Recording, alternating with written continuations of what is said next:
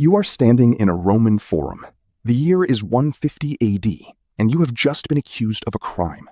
The air is thick with the smell of dust and the sound of 1,000 voices. All of them are judging you. Your accuser is a powerful man, a senator. He points a finger, and the crowd falls silent. Your heart hammers in your chest. You try to speak, but no words come out. In this moment, the facts of your case don't matter. Your guilt or innocence is irrelevant. Only one thing will decide if you live or die. What kind of Roman are you? Roman justice was built on a brutal secret. It was never about equality. It was about hierarchy. At the very top were the honestiores, the honorable ones, senators, knights, high-ranking soldiers. And then there was everyone else, the humiliores, the humble ones. That meant farmers, shopkeepers, craftsmen, you. This single distinction meant everything, because the law had two entirely different sets of rules. For the same crime, an honestior faced a fine, or perhaps exile, a slap on the wrist. But for a humilior, the punishments were designed to be as cruel, as painful, and as public as possible. Your status wasn't just a detail in your case. Your status was the case. And getting your case heard was its own nightmare. Rome had no police force, no public prosecutor. If someone wronged you, you had to prosecute them yourself. You had to physically drag them before a magistrate. The magistrate was often just a wealthy politician with total power over your fate.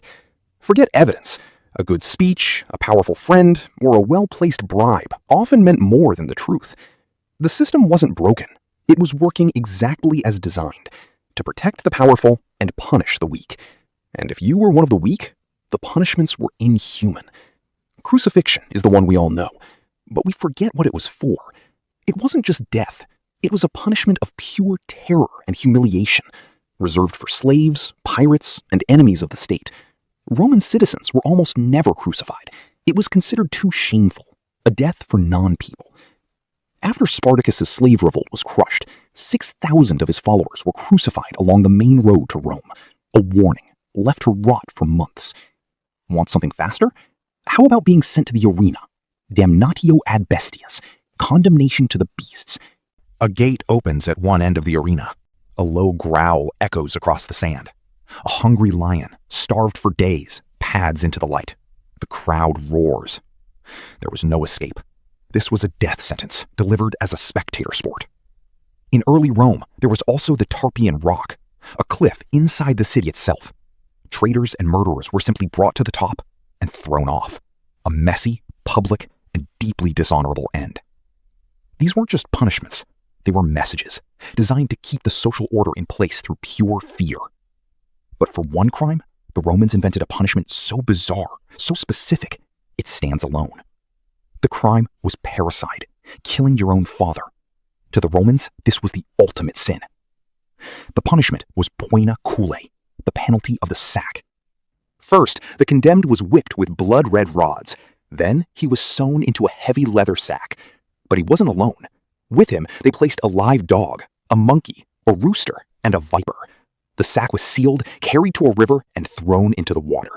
To die inside a bag of frantic, terrified animals, drowning in the dark, denied earth, sky, and even a proper burial. So back to the original question. If you were accused of a serious crime in Rome, would you survive? It all depends. Let's say the charge is treason. Scenario 1. You are a senator. Your punishment? Exile. You'll have to live on a sunny Greek island, enjoying your fortune. A terrible fate. Scenario 2. You are a humilior, an ordinary citizen. Your sentence is damnatio ad metalla, condemnation to the mines. You will be worked to death in the darkness, forgotten by the world. Scenario 3. You are a slave. For you, there is no trial, just the cross. One crime, 3 social classes, 3 completely different realities. So, for the vast majority of people who ever lived under Roman rule, the answer is no, you would not survive. Now, back to the forum. The magistrate is about to give his verdict.